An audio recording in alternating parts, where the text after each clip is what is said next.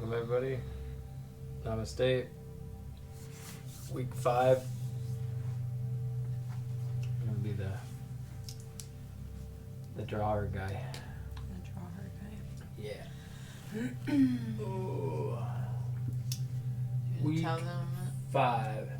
Throat chakra. There you go.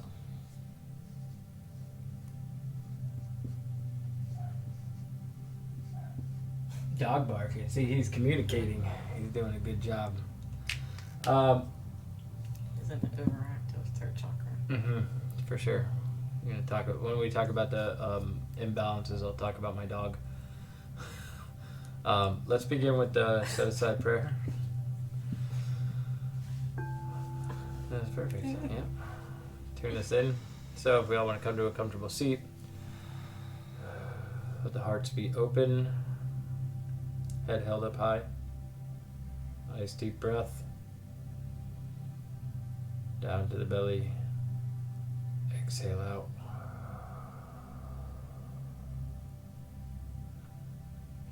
Dear Creator, please set aside everything we think we know about these steps, about yoga, about ourselves, our lives, and you, God, so we may have an open mind and a new experience with all these things. Please help us see the truth. Om.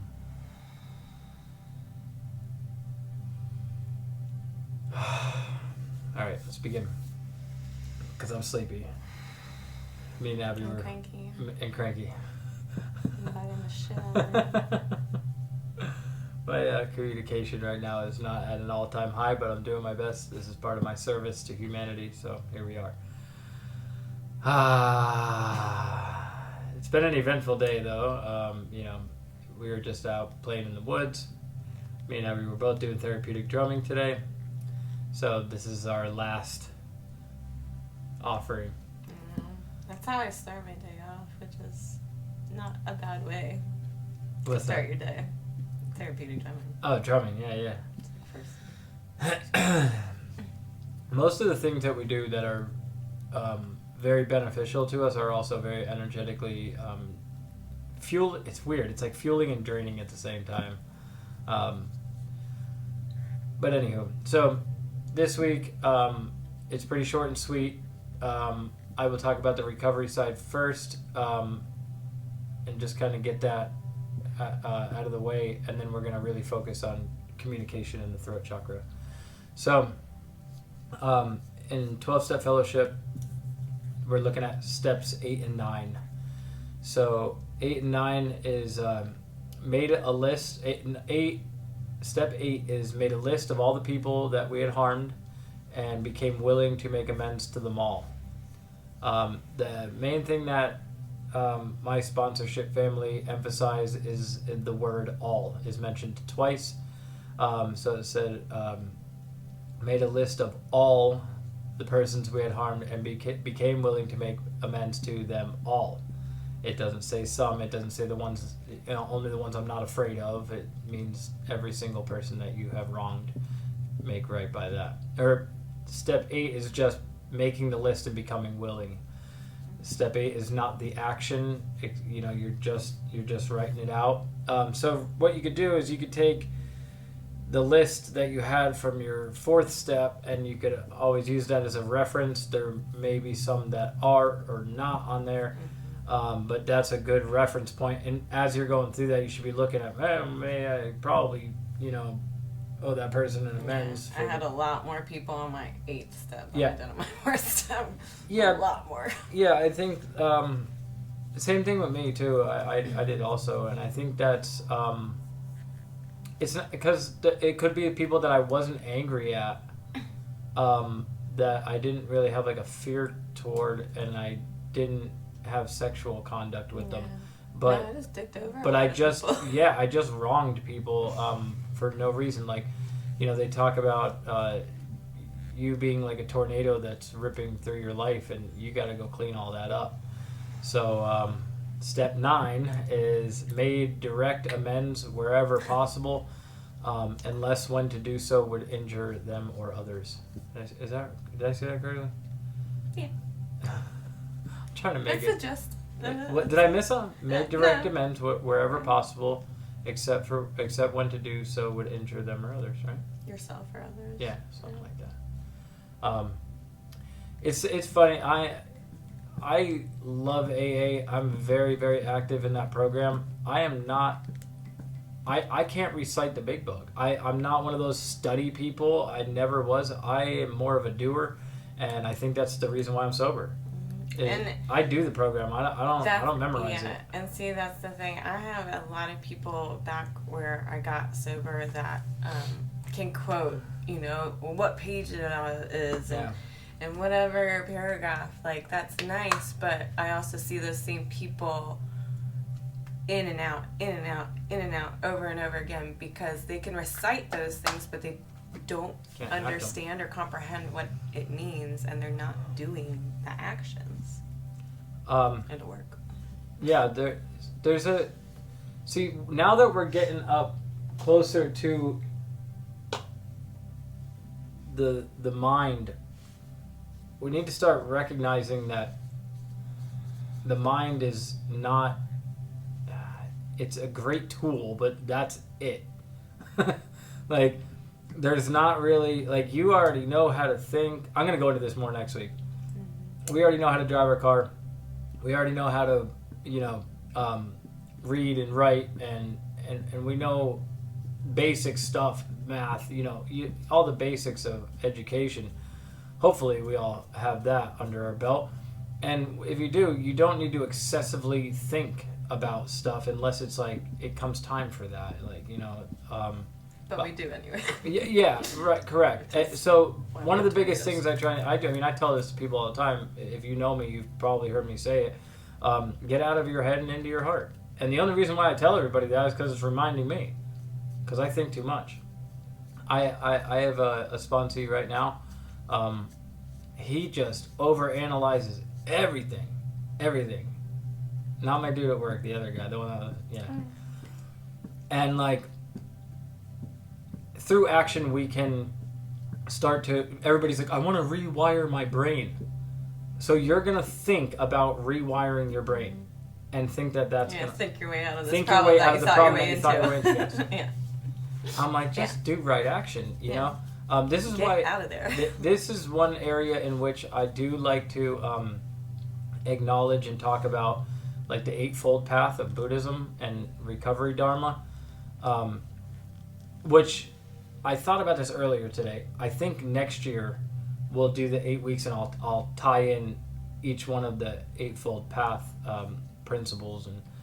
But the thing is, they're principles to live by. It's not thinking about anything. You're just like I mean, obviously there's thought involved, but it's like right action, right speech, And if you're journaling, which we're going to talk about next week. You start to recognize those things, and you just make corrective action. You act your way into right thinking. You don't think your way into right acting. Yeah. It doesn't work. Yeah. So anyway. When you're open and honest and doing the next right thing, you don't have to think about what lie you're gonna tell, or right. like all those things that like we do to cover up our messes, or like to like block. Who we are, so you can't really don't see me. Don't see me. My little girl always says that. Don't see me. And she always does it when she's like doing something wrong, So yeah. That's gonna be more next week. I just wanted to. I don't know why that came out, but less thinking, more doing. That's why meetings are so great. Like go to meetings and mantra. Yeah, doing mantra, get out of the thinking mind. That is where I've finally gotten to the place where when I realize I see myself spinning out and going down that rabbit hole that feels really good to jump in sometimes. I will do my best to stop it and just start any mantra. Yep. Any repeated phrase. Mm-hmm. It doesn't have to be Sanskrit, although that wouldn't technically be a mantra, but it's still it's just a repetition of something positive for yourself. That's going to be more next week. So when we're talking about making amends, now, if these, just like this path, 12 steps to be done linear. You do not want to go to somebody that you caused harm in their life when you're still sick yourself. You want to be able to show up as a new person. And by this point, you should be, in the world of the spirit. So what does that mean? I don't know. Ask yourself. Well, really, like, it's, you can't explain it, but like, you may started to notice some things are just naturally falling into their places, and you're not doing it. Yeah, and like the steps are in order for a reason, because by the time you get to this point, you should have done some of this work and like will be able to show up as that new person. Yeah, even well, first let me break down what an amends is, because some people think that that's saying I'm sorry. If you're anything even close to the way I used to be, they don't want to hear I'm sorry. They've heard it a million times, and I would say I'm sorry, and then I would do the same thing right after. No, maybe not right after, but I would forget. I would do it again. And do it again. And do I it wasn't again. really sorry in the first place, Right. probably. So it's not I'm sorry. It's I recognize and acknowledge that I did X, Y, and Z. Can I do anything to make up for that? And sometimes they're like, well, you remember when, I don't know, you shot a hole in my roof when you were playing with a shotgun? We still need a new roof. Right. Okay, well, I'm going to give you a new roof. Yeah. Or it's like, well, here's one. I'll give you a real life situation out of mine. I went to make amends to my mother. I'll give you 2 examples of how amends could go. Just after this one thing, so I had to go visit my mother. I was about a year and some change sober, and I went up there where I did most of my drinking and where I got my 2 DUIs, and with her family, my stepbrothers and stuff. So first I went to my mom. I said, hey, I was an alcoholic. I hurt you. I know I hurt you. Is there anything I could do to make up for my behavior? And the one thing that popped into my head was like, hey, I crashed your car. I feel like I owe you a car. And so like most mothers are, she was like, honey, I am just so happy to see you show up and be a ball of light like you are right now. Just you keep doing whatever you're doing down in New York, and we're fine, So that was like, oh, wow, that was easy, We had dinner where I took charge to make dinner and clean up the kitchen and do all kinds of stuff around the house because I wasn't just wasting my time drinking. After dinner, I went outside, and my stepbrother came out. I was outside smoking a cigarette, and he came out to smoke with me, and I tried to make amends with him, and I basically just gave him the same spiel, like, hey, I know that I was here and I was not directly harming you, but I'm sure it was terrible to watch and da-da-da-da-da. And he was like, hey, like if, I forget how he put it. He's like, like a family has a dog and they love the dog, but the dog bit them too many times. I was like, I get what you're saying. And I'm like, it's okay. I don't expect you to. In fact, I actually respected that. Mm-hmm. I respected that more than like, oh no, you're good. He was like, I don't trust you yet. Like you're here a year sober and you're trying to tell me that now all of a sudden you're some fancy being or something. Like, dude, whatever. And so I went back and I talked to my sponsor about that, and so I think all of my amends went well except for that one. I did owe some people some money, and I had to pay that too. But everything went pretty smoothly except for that. Now, what's funny about it is he never came to me, and after, we're talking like 3 years sober now, he never came to me and really directly talked to me about that. However, he was going through a really, really hard breakup at the time, and my mother suggested him call me because I worked in treatment, and he called me, bawling, like really upset about this toxic relationship he was in, and there's codependency. I mean, the whole thing was a total mess. And we talked on the phone every day for like a week, and I helped him through that transition. So that was me making an amends to him, whether he knew it or not. And then my other stepbrother, I can't say anything about that because I don't want to break anonymity. But it's just, you never know what it's going to go like, sometimes people aren't ready to hear it. And here's the thing, I went there after a year. Can you imagine if I went there in 2 months? Or they're not ready yet. They ain't ready to hear nothing yet. They want to see it. If you really want to make an amends to someone, keep doing well for yourself and show them a day at a time what it looks like. People start coming out of the woodwork. Oh man, like, how did you do it? I have a friend who's suffering. I've helped so many people from my past, get on this path. The guy I started using heroin with reached out to me over Facebook, and this was, I think I had like 3 years clean at the time, and he had like 3.5 years clean. He was like, God's good, and I was like, yeah, dude, like, and it was just, but it's crazy, like, you never know, like, who else is on their path too that's gonna reach out and make amends to you. Yeah. So it's a very beautiful process. It is amazing, right? And can be very scary, for sure. Making amends is making the direct amends. Writing the list is one thing. That action, doing that, I always felt like, some of you guys might not know this, but like, I was growing up and there was a show called My Name is Earl. You remember that show? And he had he was like on this karma trip, and he was like, I have negative karma, I gotta clean up my past.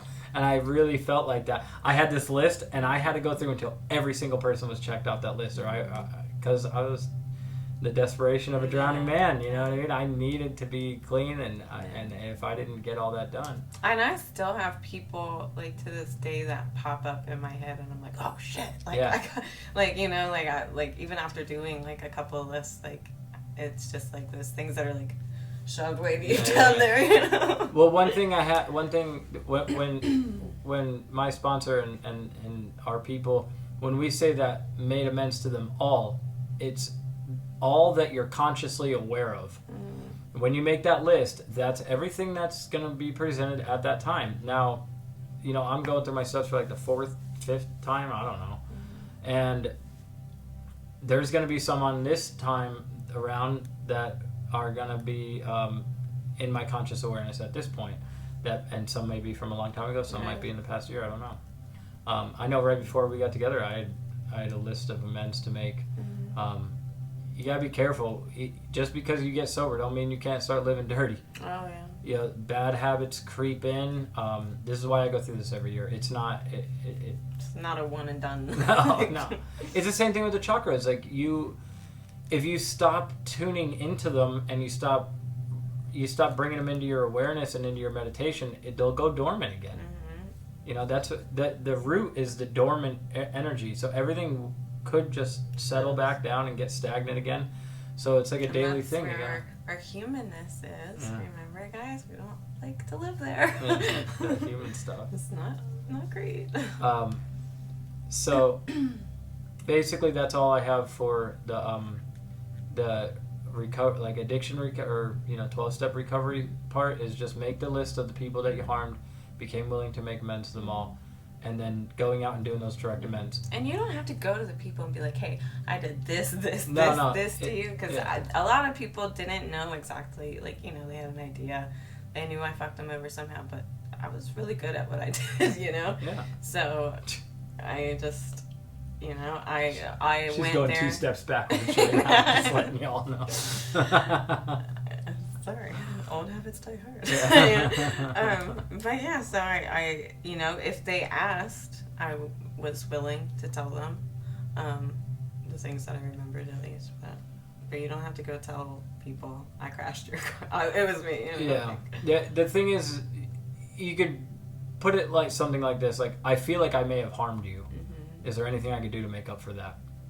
And like I said, some people are like, yeah, you owe me $500. But I owed my aunt $500 she helped me get a lawyer, and I totally blew her off for years. Now, she sent me a card when I was in treatment, just saying, like, I hope that you're taking this seriously. We want you around, I sent her $100 every 2 weeks for a couple of weeks, and it was done, easy, like, over. Yeah. See, this is the thing. You're gonna make that list. Don't forget about the financial. This is the part that people struggle with. If you owe probation, if you owe restitution. If you owe family members, you just make small increments. Yeah. And it's the willingness. Like, hey, I'll give you $10 a week. Dude, and I've even seen it with like some of like the bigger like credit card companies and shit like that. Like when you're like, hey, like I can do this or make a payment plan, like they'll like wipe half of it away most of the time. Oh, I have one that I want to share. There was, ladies and gentlemen, it was Christmas time, either last year or the year before, and I was trying to get my license back, and I'm a DUI champion of the world, so I was trying to get my license back, still am, and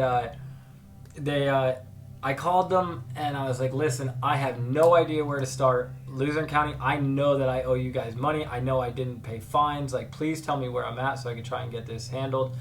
And the lady's like, well, that's pretty brave of you to be calling and just kind of leaving it up to us to just look at how much you owe us.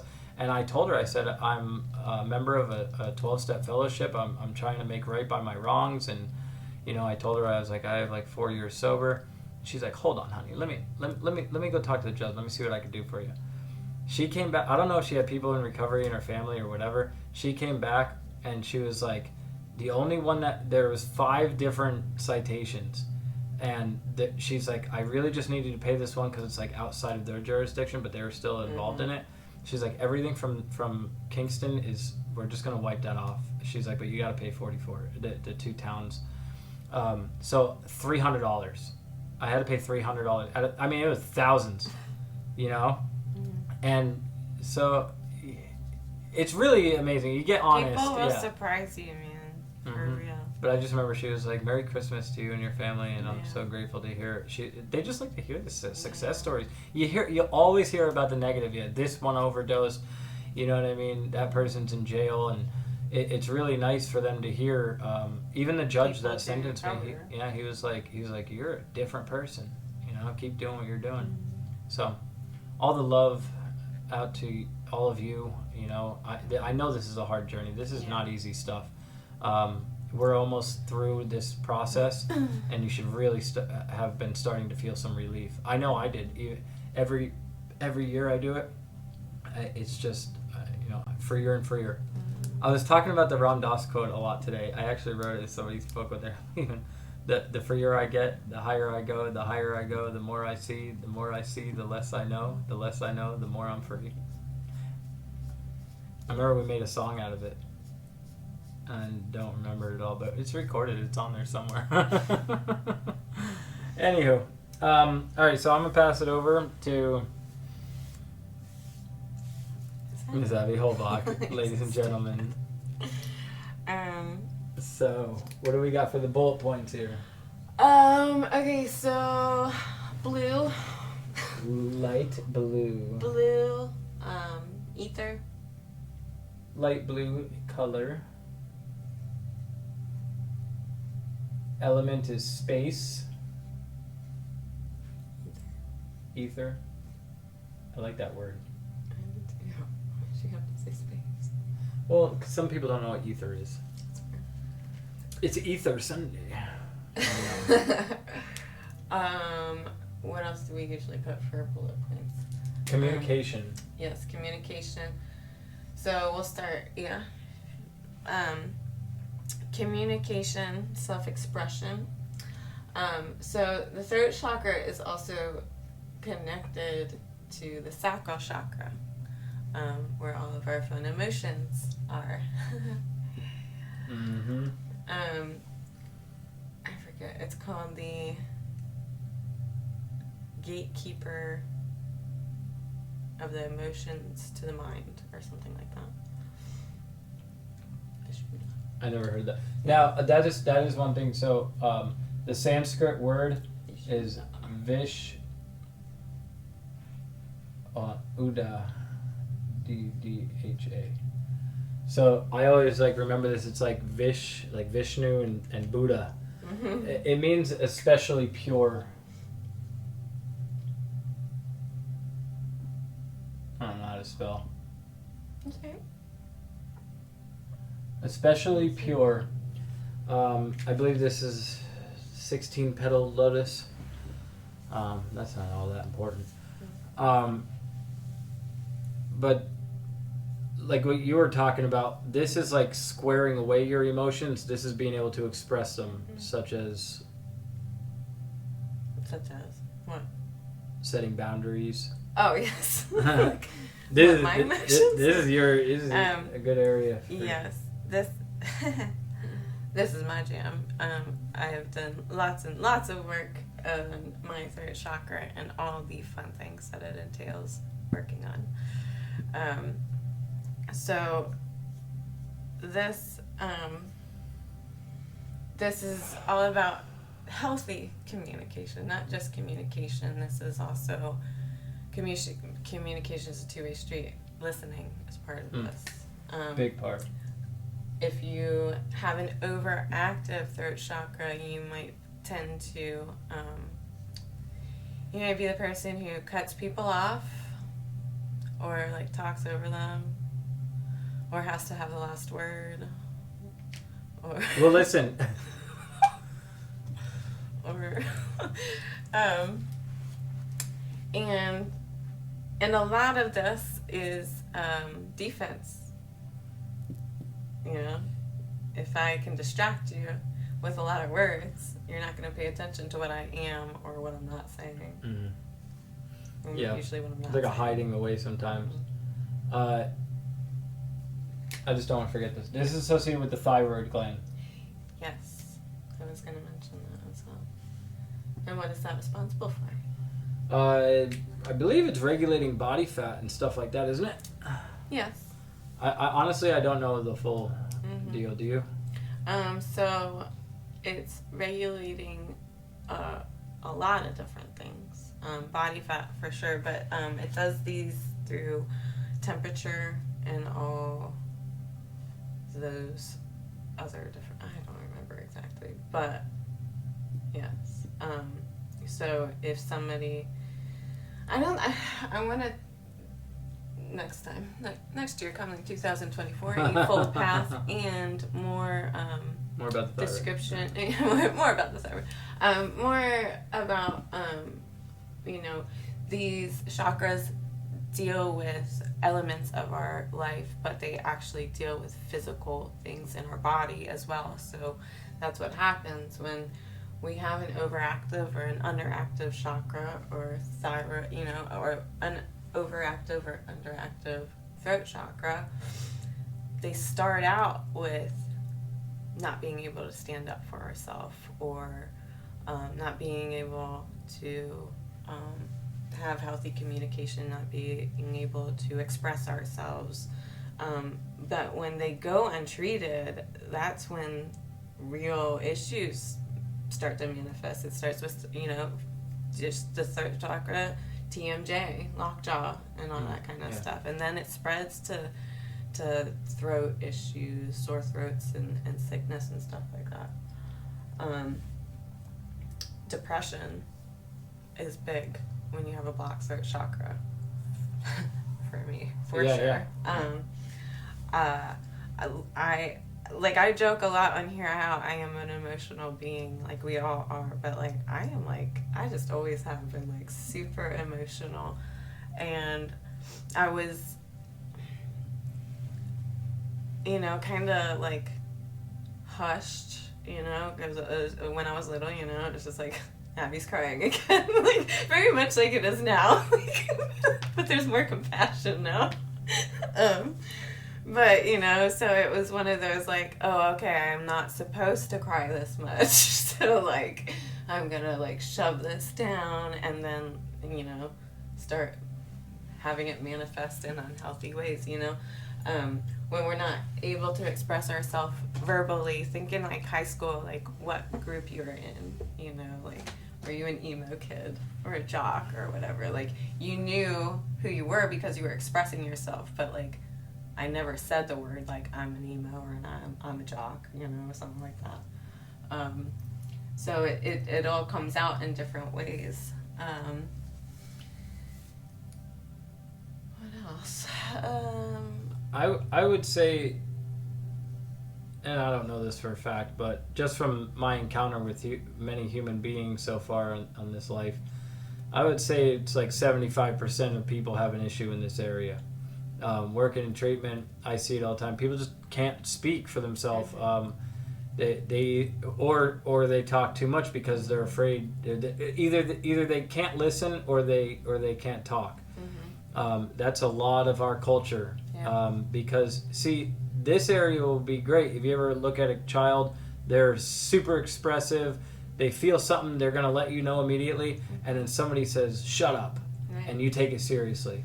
As soon as you take that personally, when someone tells you to shut up, it's like something happens. This is, we mentioned in one of the first videos that we did, the 4 agreements. He does a really beautiful job at illustrating that, as a child, like, when you take things personally, but like also to be impeccable with your word, like, he uses the demonstration of a child singing loudly and joyfully, and the mom comes home, she's overworked, a single mom, and she's tired, and she comes home and she says, shut up, you can't sing. And you as a little kid, like, internalize that. Take that personally. And you take that in, and that becomes your story, but, that's part of being impeccable with your word. That is, one of the biggest rules growing up was if you can't say anything nice, don't say anything nice at all. Or no. Don't say anything nice at all. If you can't say anything nice, don't say anything at all. It's so funny because I was on the side of my throat chakra, like, was very underworked. I was very quiet and very reserved. Me sitting here doing a YouTube video even a year ago, a year and a half ago, that would not have happened. I didn't have anything worth saying. I was always super jealous of people that could speak. And then once I started clearing the mess away, and then I realized that those people that are talking all the time really aren't saying anything. like I'd rather them just be quiet, like I was. But one of the things that led me to be able to do this and be able to find my voice and chant and sing in front of people was, going through all of this work especially, but also just being in recovery. One of the reasons I couldn't speak is because I didn't know who I was. I didn't know what I liked. I didn't know how to express myself. And all of those, I didn't know what I believed in, in any kind of capacity. And over the years, by doing this work and all the other things that life brings us, that's where I've learned what I truly believe in and how to express it. So that's my story. As we could see how this relates, this is where you have to use your voice to go and make these amends. Right? You have to stand up and say, hey, I was wrong. That's hard. I was wrong, and can I make up for it? And by the time you get to like step 8 and 9, your sponsor might say, hey, I think you should start sharing at meetings. You might have something to offer somebody at this point. And then, come maybe a year or so, you're going to start speaking in front of at a meeting if you choose to do that. I didn't choose to do it, but it's voluntold. Is my favorite way to put it. So don't say no. This is you if you're involved in a fellowship like that, you will get comfortable doing it because it's part of what we do. When we sit into a meeting, if you have something to share, you share it, and if you don't have something to share, you're listening. So it's constantly working this area that's so typically blocked with people. You're not allowed. It's not that you're not allowed. It's not. How do you put it? You shouldn't have your phone in a meeting. So it takes you away from that, and brings you into the human interaction communication. So the whole thing really, the whole process really helps the throat energy. Let's get into some practices with this, because I this is something I had to do extreme amount of work. This area is really, really bad for me because I couldn't hear when I was a kid. So I had a speech impediment. There was always an area where I was like, I hate my voice. Like I always, even though I talk normal now, I would still hear it like in this way of like I sound like an idiot. So what I started doing, one thing what I just mentioned was speaking at meetings, and then I heard someone doing chanting practice, chanting the holy names, and see, I'm comfortable sitting behind my drum set. Put me in front of a microphone and I get nervous.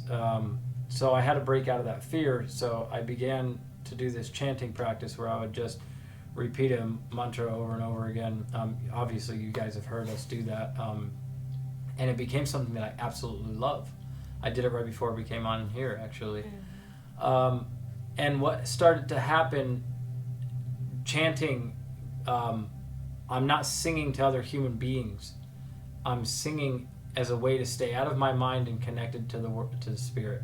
And when I'm singing to God, I'm not judged. I don't feel judged, and I don't care. And if you want to listen, that's fine too. But I'm not singing to you.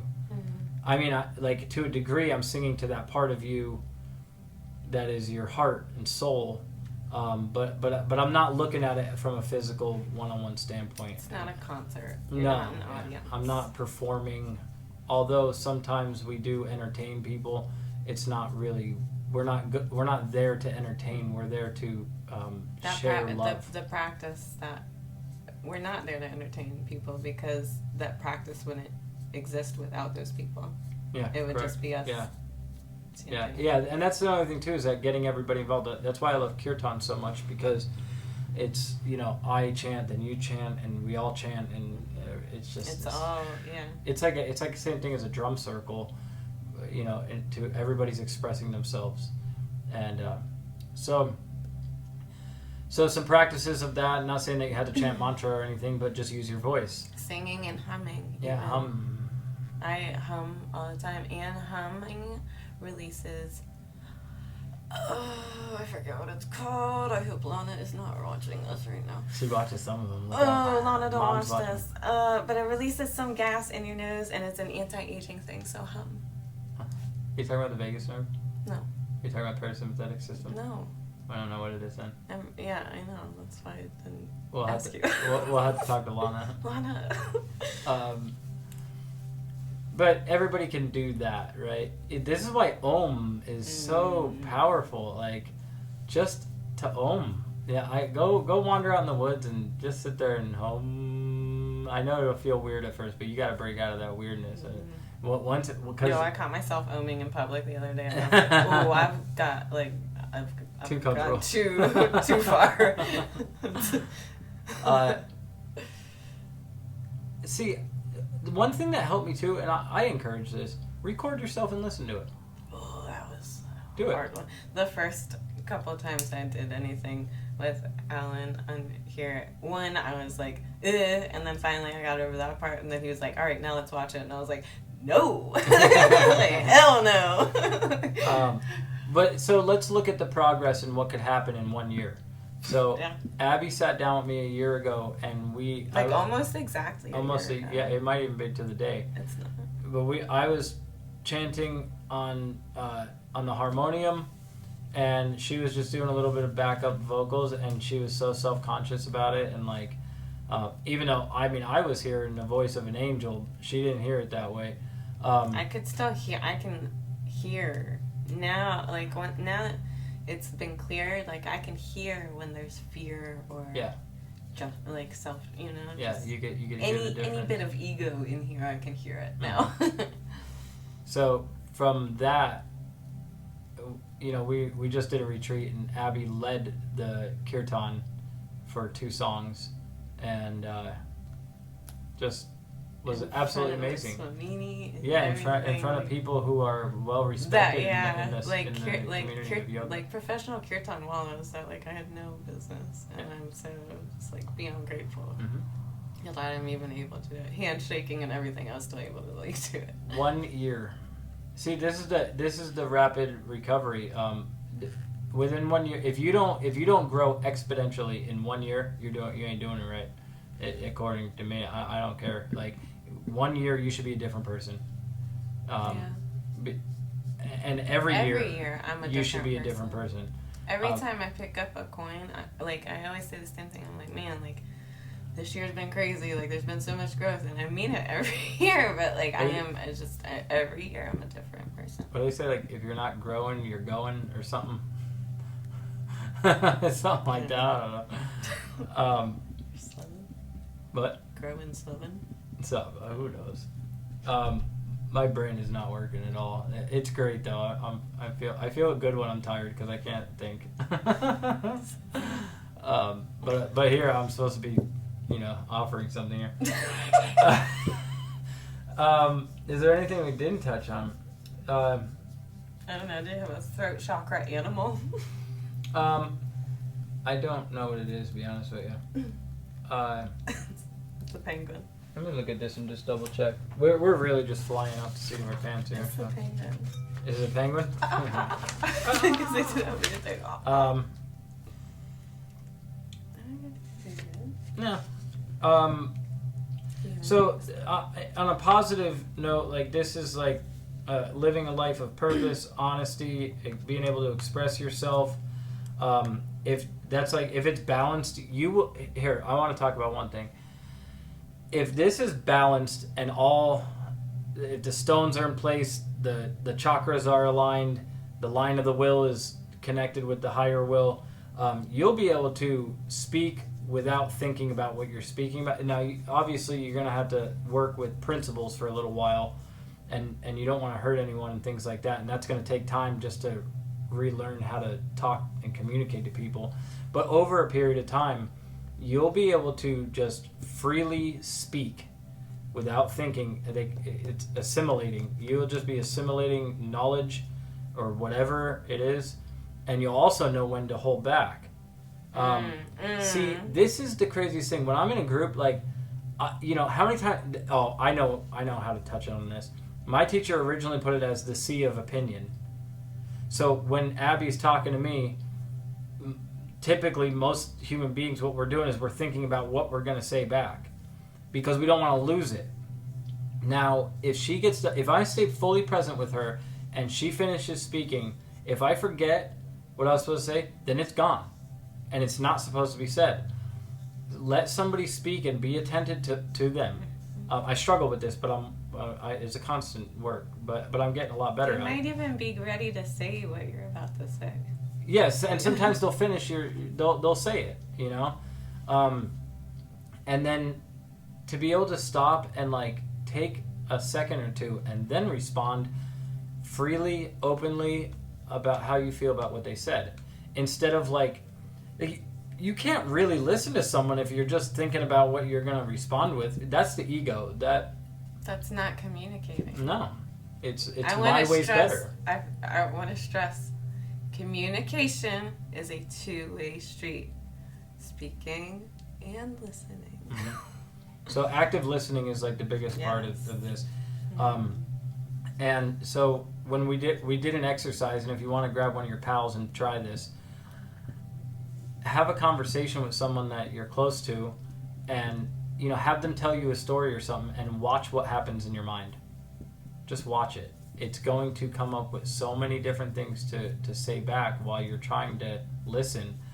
And you could practice this in every moment of your life. Like as someone's speaking, are you really listening, or are you constantly thinking of something else or something else to say?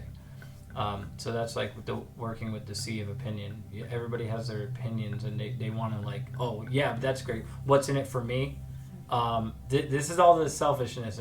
So what's in it for me? What do they want from me? Is this person good or bad? Are they manipulating me? Are you lying? Like all of that stuff is just blocking you from making a connection. And if they are, you could evaluate that later and then decide from there if you really want to talk to them again or not. This is something I have noticed myself, just because being a certified peer specialist, like a big part of it is, motivational interviewing, and part of that is active listening. So you have to like make sure you're paying attention, right? So you know what you can work with these people on. And then there's things where I will notice like, okay, I want to remember that so that we can reference back to that. But it's hard sometimes because I am one of those people. Like, I will totally give you my full attention, and if something comes up, I'll want to say it, but I'll hold on to it. But by the time you're done speaking, I have no idea what it was, and it doesn't matter, But like when that's your job and you like have to hold on to a thought, it's like really. Well, I think it's important to remember who's in charge. Mm-hmm. You're not in charge. Yes. See. Correct, but I'm like I have to make notes. Right, I reference to. I get, it's different when you're in a therapeutic environment and stuff like that. Like if you're in the field and you're a therapist or something, you have to get good at listening and remembering what they're saying. Not that so there's a difference between wanting to jump back at them. Just remember what they're saying, and then if you remember that, then you can repeat it back to them and say, "Hey, does this mean this?" Yeah, stuff like that. Because I had to do that at work too. But like I said, remember who's really in charge. If you forget something, and you have surrendered your mind to the all mind, then maybe some of those things that you thought shouldn't be said. If you forget it, and just accept it and just be like, oh, it is.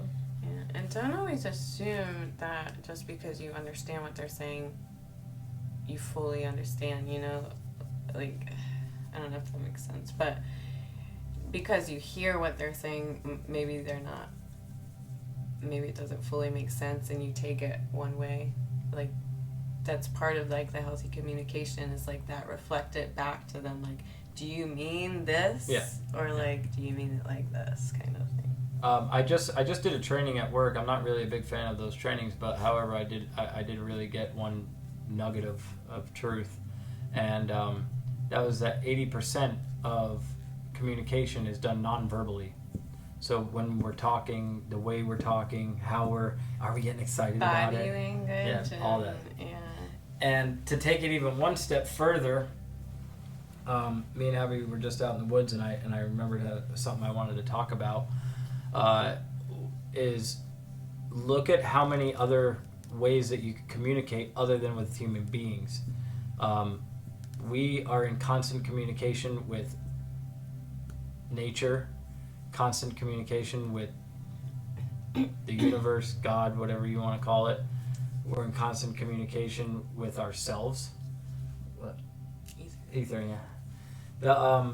So, as crazy as it might sound about talking to plants or a tree or something, but like, I don't know, try it out. Mm-hmm. Let me know what you find, because I could go sit on a stone at the medicine wheel, and I'm not saying words to this stone, but we're in a communication together, and the more love that I send it, the more love it sends me. What did Bhagavan Das say that one time? He was like, if you go worship a tree with all of your might, that tree will bless you beyond belief. Something like that. Like, it doesn't matter what you're worshiping. Yeah. Like people think that it has to be like, oh, well, I'm worshiping Jesus Christ, or I'm worshiping Shiva. Now, that's good. That's great. Worship energy. But like, you could do that with anything, as long as you're giving it full love. It'll love you back. Anything you give love to will love you back. That's the thing, because everything's actually alive. Well, and that tone of love is what you're sending out. Like, even thinking, like you said something, the way we speak to ourselves. You talk to yourself more than you talk to anybody, ever. Is that a healthy relationship? Think about that. Like, that was a big part of my whole recovery, is changing the way I talk to myself. And I still struggle with that. but just that, like, that those frequencies of love or hate, like, even if you're just thinking them, they're putting some kind of vibration out, and it'll come back, and it'll stay in you too, so think about that. The last piece that I want to talk about here is the yoga of listening. Is known as Nada Yoga, Nada. I've talked about it on here a couple times because of sound healing. So this is like the yoga of vibration or music and listening so deeply that you become entranced. I don't know if that's a word, but it is now. You become so immersed in the sound. So if I'm chanting a mantra, if I am listening to singing bowls, you place yourself in such a deep form of listening that you become one with the sound, and then the sound stops, and then you're just one. Or nothing, or all, or whatever you want to call it. So that's a practice in its own. If there's I don't have the book close to me, but there's a book by Baird Hersey. It's called the Practice of Nada Yoga, I think. You can look up books on Nada Yoga. It's very, very beautiful.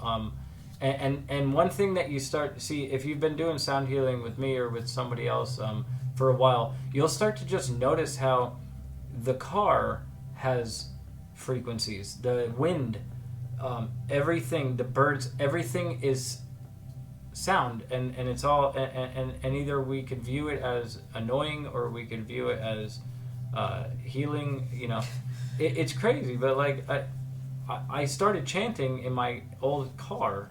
I had a Ford Focus, and it was loud. It needed an engine mount, and it was just like, And I started to match the pitch, and it helped me recognize how everything is musical.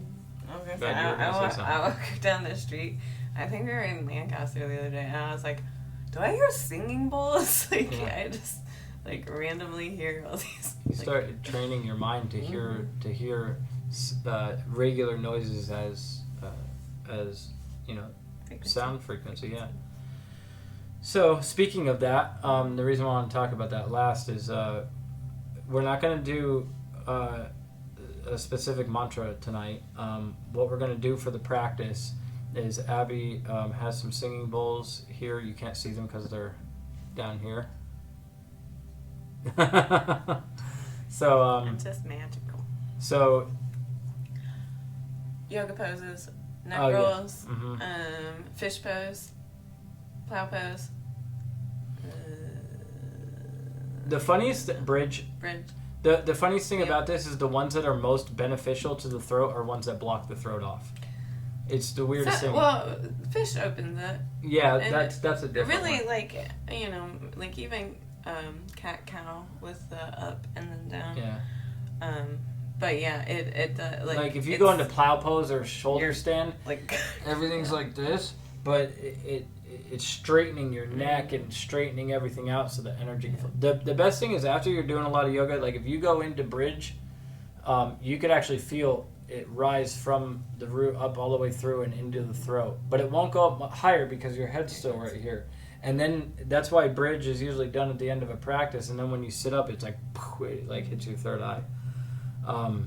Or when you lay down, I'm sorry. So yeah, what we're gonna do is Abby's gonna play the crystal singing bowls, and hum along. If you want to find the pitch, you could do that. I'll be doing that if you want to tune into and do that.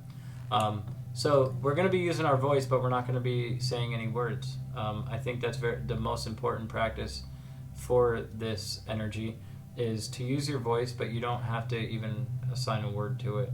It's just freely humming or singing. Abby singing into her drum. We're going to put a recording of Abby singing into her drum because it's so beautiful.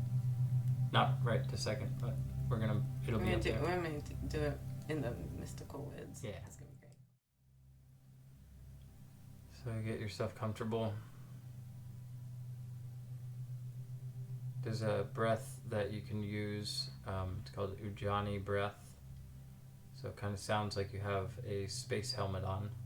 So if you kind of close your throat off a little bit, and it should sound something like this.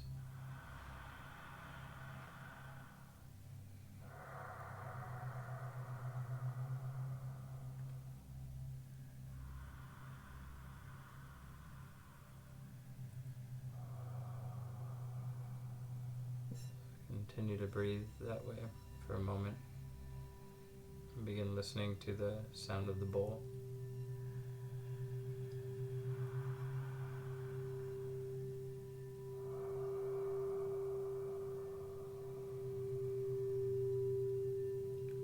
And when you feel inclined to, you could begin to use your voice in any way that you'd like to.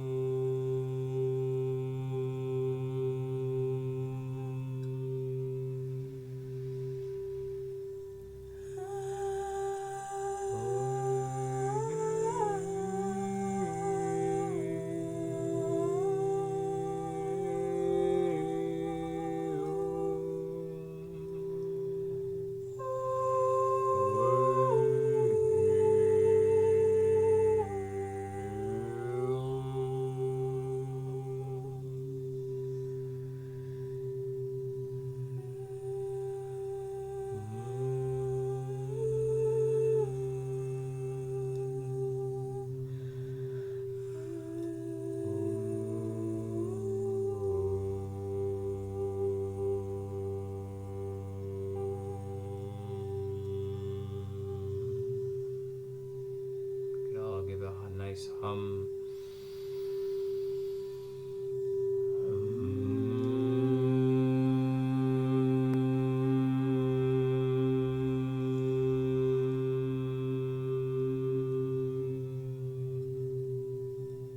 Place a hand over your heart. Nice deep breath followed by an Om.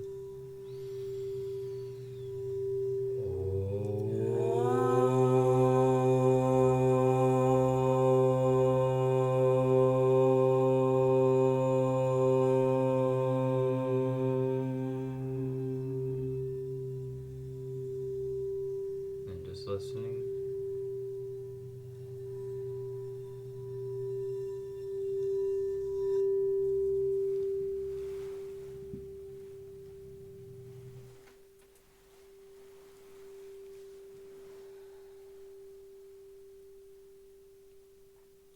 And dropping into silence.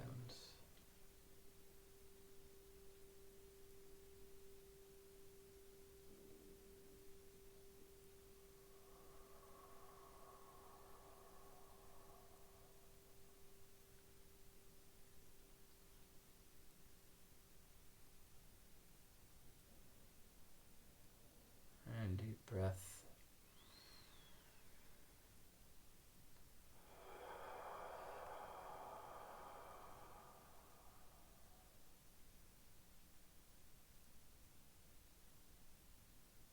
thank yourself for tuning in to yourself. We want to thank you for tuning in with us. Take care of yourself. Take care of each other. Namaste.